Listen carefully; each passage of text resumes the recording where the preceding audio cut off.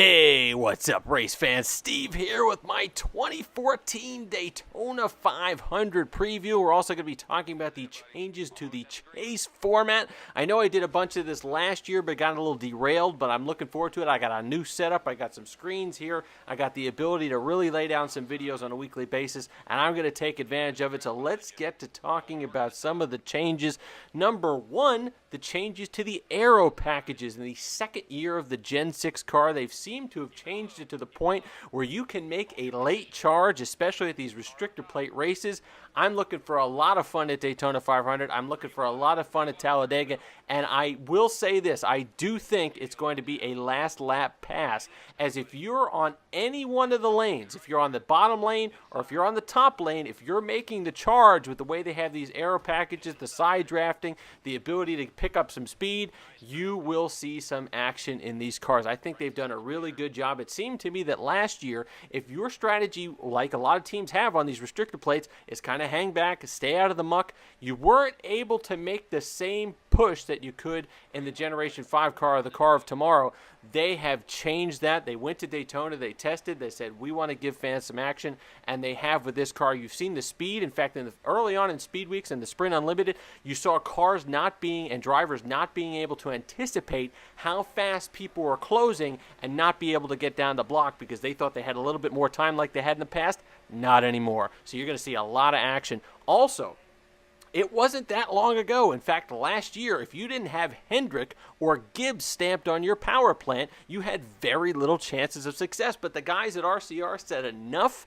We're going back to prominence. We got some good drivers this year, and they decided to really beef up their engine program. And let me tell you something. They've done nothing but impress. They had Dillon on the pole. They have Martin Truex on the second row. Unfortunately, he banged up his car pretty good in the duel, and he's going to have to start at the back. But they had Truex on the outside pole. Fantastic. Whatever they did, I don't even know what they did. I would love to read up on it. I'd love to see what they put in those engines. But whatever they did, it's going to be interesting to see, because you had teams that had a monopoly based on how much money they had and what kind of engine that they could put in their cars and what kind of platform they could run, determining how many teams were actually viable to win a race. And unless you were at Daytona, unless you were at Talladega, those smaller teams that you see often compete at those races that you don't hear of all year long didn't really have a chance. So you were restricted to the Gibbs, the Michael Waltrips, the Hendrick, those guys. But now, if you have RCR engines that are really providing that power, now you're going to have something interesting, because we all know there are a lot of talented drivers out there on any given week. There's 40 drivers out there that if you gave them the proper equipment, they could provide a quality result.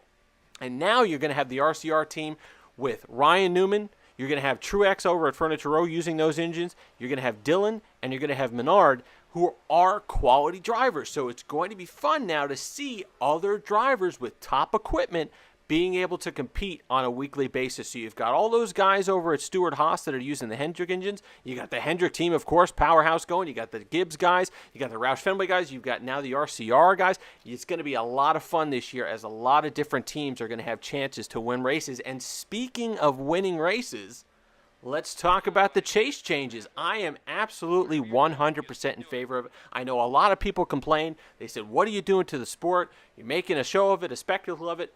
Let me tell you something. How many times did you sit and listen to those interviews watching TV, and the drivers are saying, well, we had a good points day. We had to watch it on fuel those last few laps. We had to preserve our top five. We really needed those points, consistency, this, that, and the other. Enough.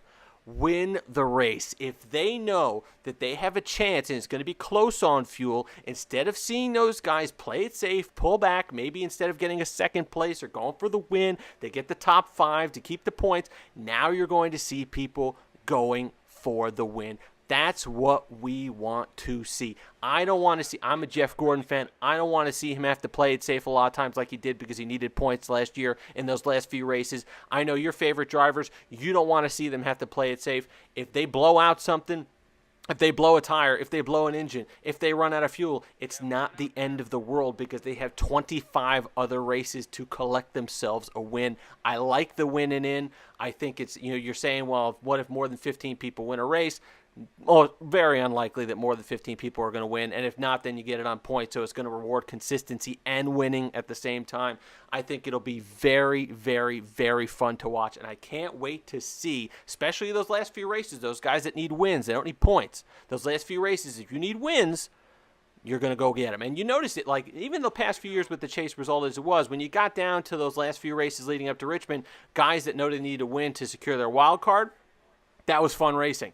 Now imagine 26 weeks of guys knowing they need a win. Totally fun. At first, when I heard about the Chase format itself, once you qualified, I had mixed emotions.